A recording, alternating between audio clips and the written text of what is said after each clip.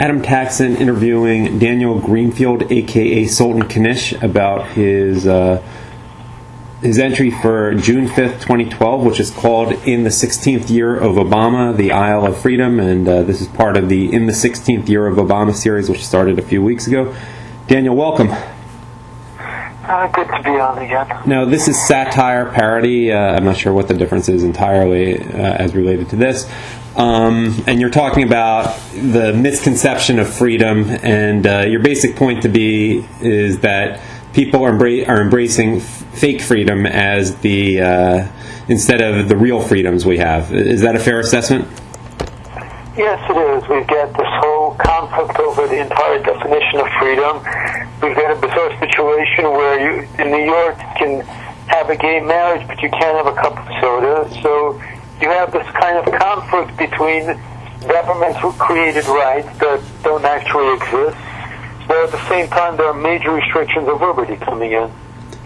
You talk a lot about freedom of the press, or the lack thereof there, and it seems that you talk about something you've alluded to in previous columns in recent weeks, that the media is not really doing its job to report. They're basically taking talking points from George Soros-type organizations. And is this the natural evolution, what you talk about in the 16th year of Obama here?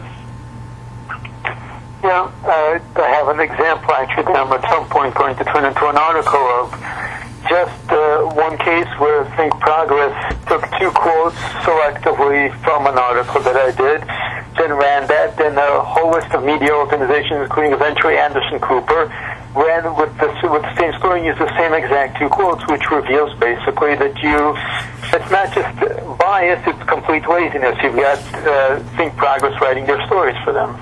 So essentially a lot of the freedom that you talk about in this parody is the freedom from actually having to do anything, from doing work, and taking Soros' talking points and calling it one's own work would be an example of that, right? Yeah, it's freedom from freedom. Freedom from doing anything, freedom from thinking anything, freedom from knowing anything, the freedom to go along and be assured that somebody out there is taking care of you. Now you talk a lot about freedom of speech here, and you have a great parody there, like The Special Room. Can you just tell people who should read the actual article, but what your parody is of freedom of speech in The Special Room here is? The freedom, of course, is how do you balance, that's the big liberal concern now, how do you balance technical freedoms with the social good that they want to implement. So here there's an actual solution, which is that you create a space where people can say whatever they want without hearing it, without anyone else being able to hear it. But they are allowed to speak it, I guess, it's just that no one hears. Now, you talk a little bit about religion, and I detect something of a parody of Islam in there. You talk about one sentence, behind them 2 women clothed all in black passed, their manner self-effacing and withdrawn.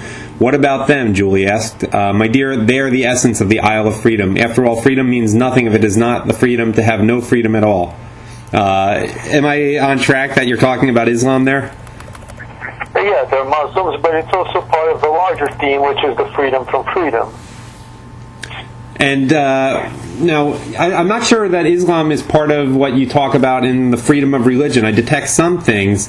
You say, and I'm his prophet, which is obviously talking, a reference to Islam. But where do you see religion going in terms of your parody here?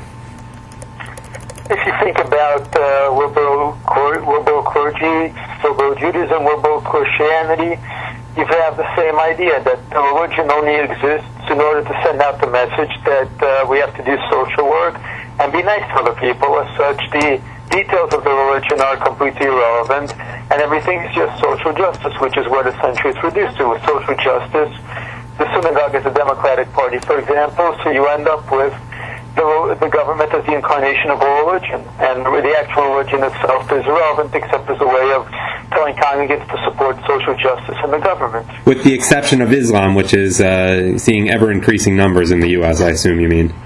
It is, but liberals think of Islam in the same way, and Muslims have been cunning enough to represent it that way. There's the key. Okay, well, if you look at all the times that Islam is described as a religion of social justice, as feminist, as this and that. Right. True. Okay, well, that is in the 16th year of Obama, the Isle of Freedom, and you're going to continue it in a few weeks, I guess, with the Isle of Industry.